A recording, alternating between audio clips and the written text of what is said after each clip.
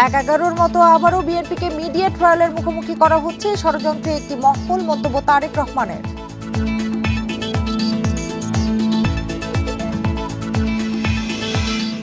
পুলিশকে অবহেলা করে দেশ গঠন করা অসম্ভব, আইন না থাকলে সরকার, গণতন্ত্র ও নাগরিক অধিকার থাকবে না, বললেন প্রধান উপদেষ্টা।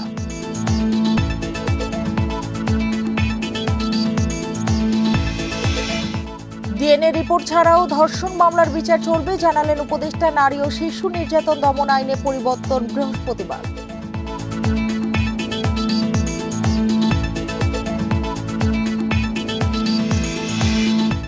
জুলাই আন্দোলনে হামলায় জড়িত ঢাকা বিশ্ববিদ্যালয়ের ১২৮ শিক্ষার্থী বহিষ্কার, সবাই নিষিদ্ধ ছাত্রলীগের নেতাকর্মী। এই ঈদে জামা জুতো অ্যাক্সেসরিজের ডিসকাউন্ট।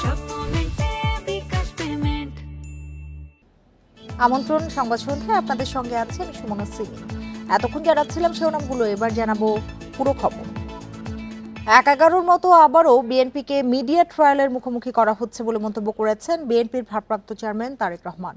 সোমবার সন্ধ্যায় এক ইফতার মাহফিলে লন্ডন থেকে ভার্চুয়ালি যোগ দিয়ে তিনি কথা বলেন। রাজধানীর বনানীতে হোটেল লেকশোরে জিয়া সাইবার ফোর্সের ১০ম প্রতিষ্ঠা বার্ষিকী উপলক্ষে অনলাইন অ্যাক্টিভিস্টদের জন্য ইফতার মাহফিলের আয়োজন করা হয়। সেখানে অনলাইন অ্যাক্টিভিস্টদের সঙ্গে লন্ডন থেকে ভার্চুয়ালি যোগ দিয়ে মত বিনিময় করেন বিএনপির ভারপ্রাপ্ত চেয়ারম্যান তারেক রহমান। ইফতারের আগে সংক্ষিপ্ত বক্তব্যে তিনি বলেন, একটি মহল ষড়যন্ত্র করছে বিএনপি ও বাংলাদেশি জাতীয়তাবাদের বিরুদ্ধে। ১-১১-র মতো বিএনপির বিরুদ্ধে নানা বানোয়ার অভিযোগ তোলা হচ্ছে। তিনি বলেন, জনগণের জন্য একটি জবাবদিহিমূলক সরকার প্রতিষ্ঠা করতে হবে। মতপার্থক্য ভুলে সবাইকে ঐক্যবদ্ধ থেকে আগামী দিনের সব প্রতিকূলতা মোকাবিলা করার আহ্বান জানান তারেক রহমান।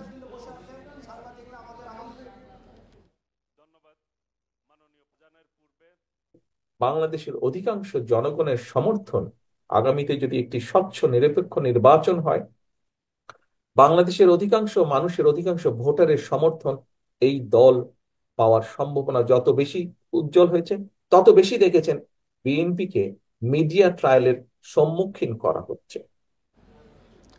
পুলিশকে অবহেলা করে দেশ গঠন করা যাবে না, বললেন প্রধান উপদেষ্টা অধ্যাপক মোহাম্মদ ইউনূস। সকালে মাঠ পর্যায়ের পুলিশ কর্মকর্তাদের উদ্দেশ্যে বক্তব্যে কথা বলেন তিনি। অধ্যাপক ইউনূস বলেন, নতুন দেশ গঠনে পুলিশ গুরুত্বপূর্ণ। আইন না থাকলে সরকার, গণতন্ত্র, নাগরিক অধিকার কিছুই থাকবে না। এর আগে রাজধানীর তেজগাঁয়ে প্রধান উপদেষ্টার কার্যালয়ে সভায় বক্তব্য দেন স্বরাষ্ট্র উপদেষ্টা জাহাঙ্গীর আলম চৌধুরী, স্বরাষ্ট্র সচিব নাসিমুল গনি এবং পুলিশের মহাপরিদর্শক বাহারুল আলম। মাঠ পর্যায়ের কর্মকর্তাদের মধ্যে বক্তব্য দেন চট্টগ্রাম রেঞ্জের ডিআইজি আহসান হাবিব পলাশ এবং রাজশাহী রেঞ্জের ডিআইজি ফারজানা ইসলাম। বৈঠকে প্রতিটি রেঞ্জ ও পুলিশ সদর দপ্তরের ডিআইজি, অতিরিক্ত আইজি, ৬৪ জেলার পুলিশ সুপার, মহানগর পুলিশ কমিশনার, মহানগর ক্রাইম বিভাগের সব ডিসি এবং সব ইউনিটের প্রধানরা অংশ নেন। পুলিশের কথা প্রসঙ্গে বারে বারে আমরা বলছি দুটো শব্দ, আইন ও শৃঙ্খলা। আইন যদি না থাকলো তাহলে সরকারও কি, গণতন্ত্র কি, অধিকার কি, মানুষ, নাগরিকদের কি, কিছুই থাকে না। কাজে এটাই ছিল মূল জিনিস, যে আমরা পুলিশকে অবহেলা করে কিংবা পাশ কাটিয়ে গিয়ে দেশ করতে পারবো না। নারী ও শিশু নির্যাতন দমন আইনে পরিবর্তন আসছে বৃহস্পতিবার। সংশোধিত এই আইনে শিশুদের ধর্ষণের বিষয়টিকে সর্বোচ্চ গুরুত্ব দেওয়া হচ্ছে। কমিয়ে আনা হবে বিচারিক কার্যক্রমের দীর্ঘসূত্রিতা। এছাড়া ডিএনএ প্রতিবেদন ছাড়াই বিচার কার্যক্রম চলমান রাখতে পারবে আদালত। সোমবার সংবাদ সম্মেলনে এসব তথ্য দেন আইন উপদেষ্টা। সম্প্রতি মাগুরা সহ দেশব্যাপী নারী ও শিশু ধর্ষণের ঘটনায় প্রতিবাদের ঝড় ওঠে। এরই ধারাবাহিকতায় বিভিন্ন সংগঠন ও শিক্ষার্থীরা বিক্ষোভ কর্মসূচি পালন করে। সোমবার দুপুরে নারী ও শিশু ধর্ষণের ঘটনাটিকে গুরুত্ব দিয়ে নিরাপত্তা বাহিনীর সাথে বিশেষ সভা করেন উপদেষ্টারা। পরে নগরীর বেইলি রোডের ফরেন সার্ভিস একাডেমিতে সংবাদ সম্মেলনে জানানো হয়, বৃহস্পতিবার চূড়ান্ত হচ্ছে নারী ও শিশু নির্যাতন দমন আইন।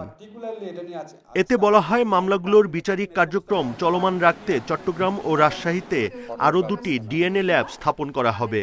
এই ধর্ষণের বিচারের ক্ষেত্রে বিলম্ব হওয়ার একটা বড় কারণ হচ্ছে পর্যাপ্ত পরিমাণ ডিএনএ ল্যাব না থাকা এই মুহূর্তে একটি মাত্র আছে। আজকে সিদ্ধান্ত হয়েছে যে আমরা এবং চট্টগ্রামে এবং রাজশাহীতে দ্রুততার সাথে আরো 2টা ডিএনএ ল্যাব স্থাপন করব।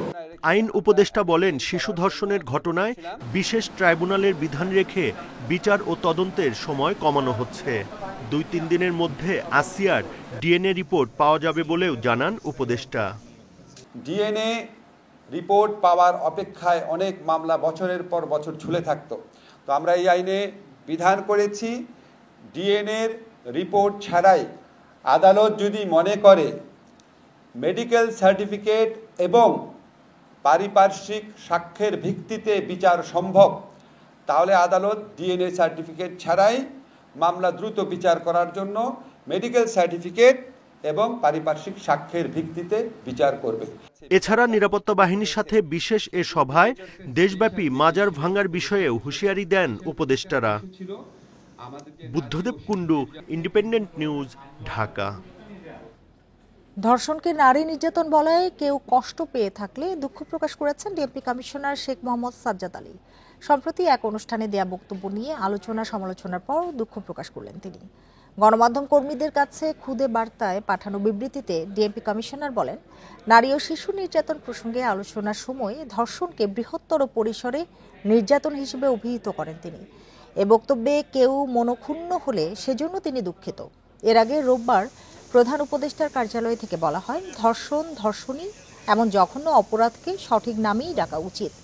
এছাড়া ধর্ষণ নিয়ে মন্তব্যের মাধ্যমে ডিএমপি কমিশনার কার্যত ধর্ষকের পক্ষে অবস্থান নিয়েছেন বলে মন্তব্য করে টিআইবি।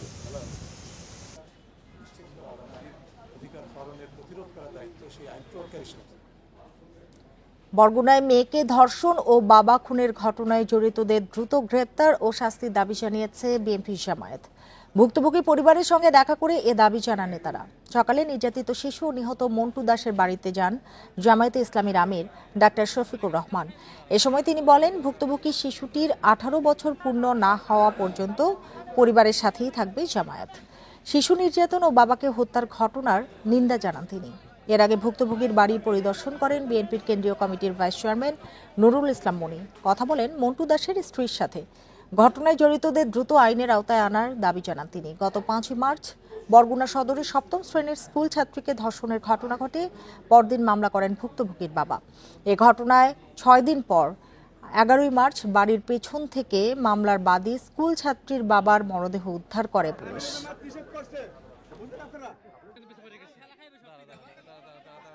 মহান আল্লাহর পর ভরসা করে আমরা তাদেরকে আশ্বস্ত করে এসেছি, আমরা প্রতি মাসে এই পরিবারের সাথে থাকব ইনশাআল্লাহ।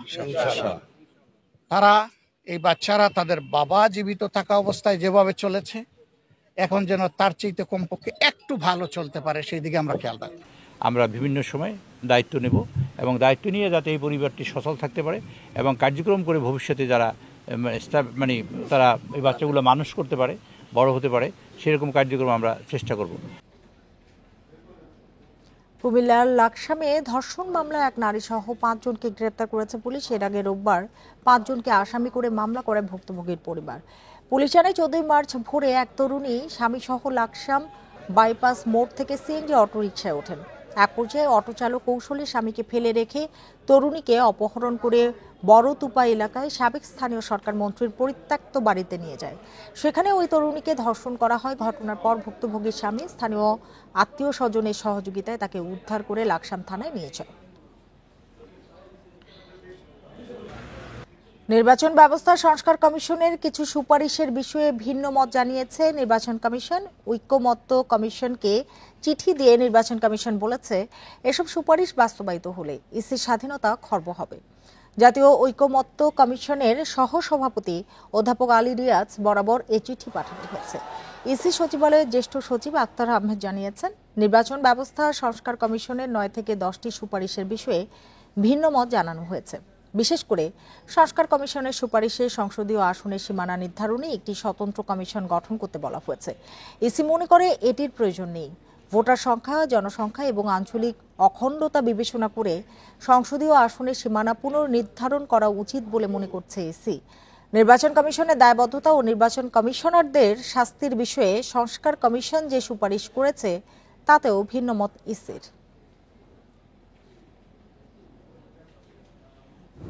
48 ঘন্টার ভিতরে একটা সার্টিফাই করতে হবে। এটা আমরা মনে করি যে এটা দরকার নেই, কারণ নির্বাচন সম্পর্কে রিটার্নিং অফিসার সন্তুষ্ট না হয়ে তো ফলাফল দিচ্ছেন না, নাম্বার 1। আর নাম্বার 2 হচ্ছে যে এটা গেজেট হচ্ছে, দ্যাট ইজ দ্য সার্টিফিকেট।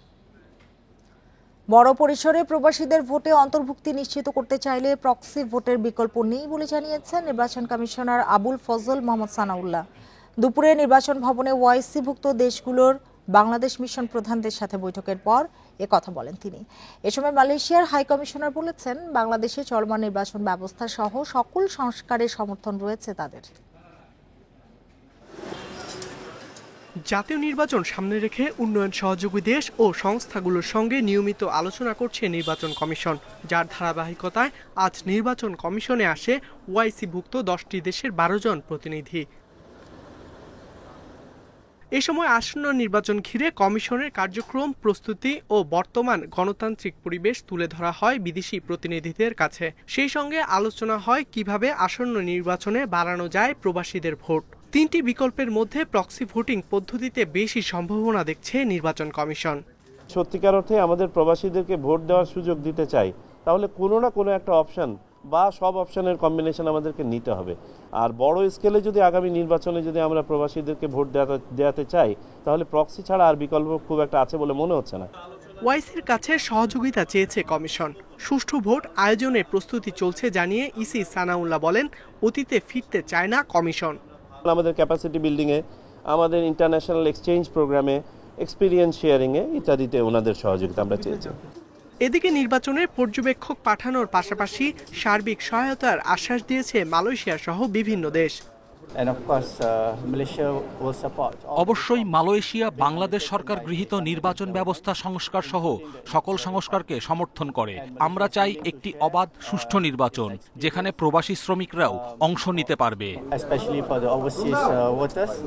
নির্বাচন কমিশন জানিয়েছে, কোনো প্রবাসী যেন ভোট দিতে গিয়ে আইনি বাধার সম্মুখীন না হয় সে বিষয়ে সতর্ক আছে কমিশন। আমাদের বর্তমান যে মেথডটা আছে আপনাদেরকে ইকরামুল কবির, ইন্ডিপেন্ডেন্ট নিউজ, ঢাকা।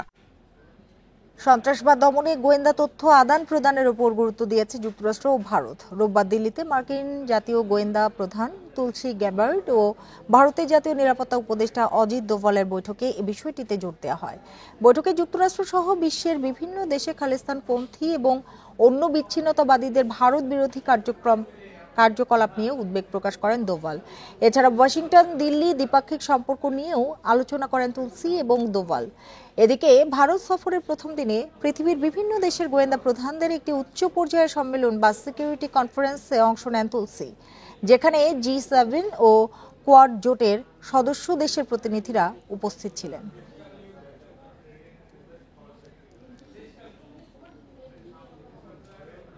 বাংলাদেশে এলেন ইংল্যান্ড প্রবাসী ফুটবলার হামজা চৌধুরী। ম্যানচেস্টার থেকে রওনা করে সোমবার দুপুরে সিলেট ওসমানী আন্তর্জাতিক বিমানবন্দরে সপরিবারে নামেন হামজা।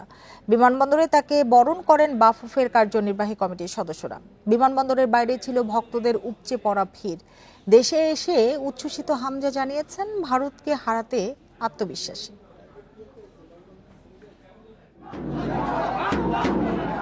অপেক্ষার প্রহর শেষ করে বাংলাদেশে এলেন ইংলিশ লিগে খেলা হামজা চৌধুরী। এএফসি বাছাইয়ে ভারতের বিপক্ষে লাল সবুজের জার্সিতে অভিষেক হবে তার।